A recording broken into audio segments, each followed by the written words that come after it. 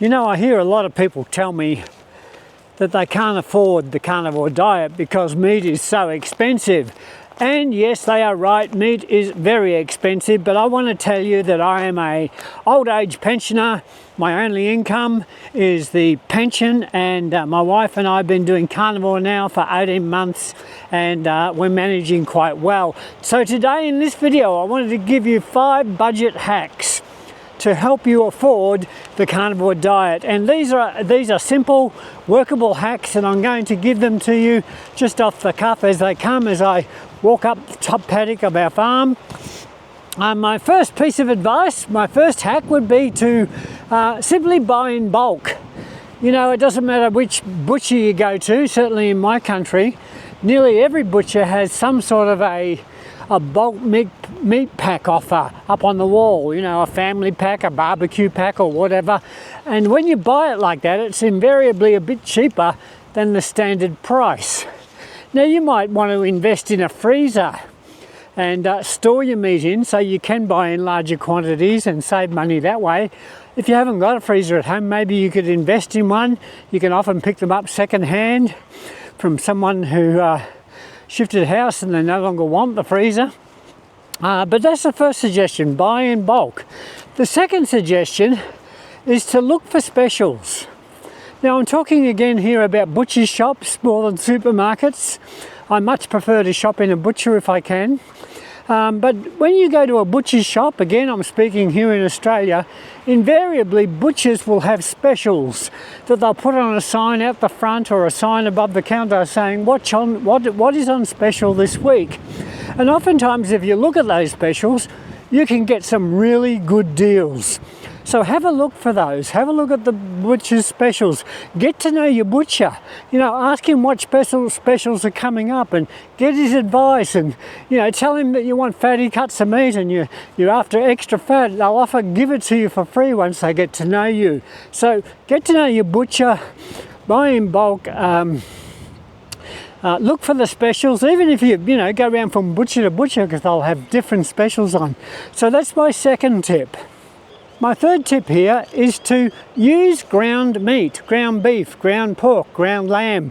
Look, this is invariably a bit cheaper than the whole cuts of meat, and mince is so versatile. You can do so many things with it. So have a look at some mince. You can even make your own. You can get an old turn the handle mincer, or these days they'll have electric ones, and you can use up any sort of meat. The advantage of making it yourself is that you will know exactly what's in it. So have a look at that. Look, while I'm going through these, I just wanted to mention that you can become a member of this channel, and members get a number of benefits. They get all my videos a day early, they get members own videos, and the biggest of all, they get every resource on my website absolutely free. So have a look at that. There's just press the join button down below. Okay, I've just got 2 more tips for you, and the first of these, this will be number 4 on my list if you're keeping count, is to buy the cheaper cuts of meat. You see, we all love ribeyes, and why not? They are absolutely delicious and they're great for a special treat, but I can't afford a ribeye every day. I'd be over my budget in no time. But look, you can buy the cheaper cuts of meat. And oftentimes I find the cheaper cuts of meat have just as much, if not more, flavour than some of the more expensive cuts. But you do have to cook them slow. But these days, most people have got a slow cooker in the cupboard, or you could get one pretty cheaply. A lot of people have got barbecues or, meat cookers at the back that they use for cooking barbecue, and a lot of those will go down on a very low temperature, and you can cook this meat low and slow until it's just falling apart tender, and it's really delicious. So include some budget cuts of meat in your meat selection each week.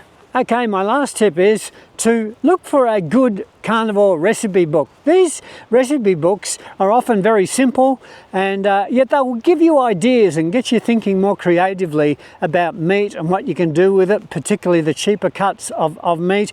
I've got a book of my own that I put together about 12 months back, and it's got 50 carnivore recipes in it. The book's in full colour. It includes a 14-day meal plan and a shopping list. It's all in there. And look, for the purpose of this video, I'm going to put it out for half price. It's going to be $3.50. That's Australian dollars, even less in the US. It's on my website, and look, if you haven't got a copy already there, I'll leave a link to it below, so have a look at that. If you're looking for a good bog butcher here in Australia, for those people who are in Australia, I would highly recommend Stockman Steaks. I made a video just recently where I interviewed the manager of Stockman Steaks, and you know, for my wife and I, we get their meat all the time, and if you use my coupon down below, the link there, you'll get an extra 5% off those, so have a look at that. I made a video just back a bit on some four breakfast ideas on the carnivore diet, and so have a look at that. I'll leave a link to it up above. But look, thanks for watching today.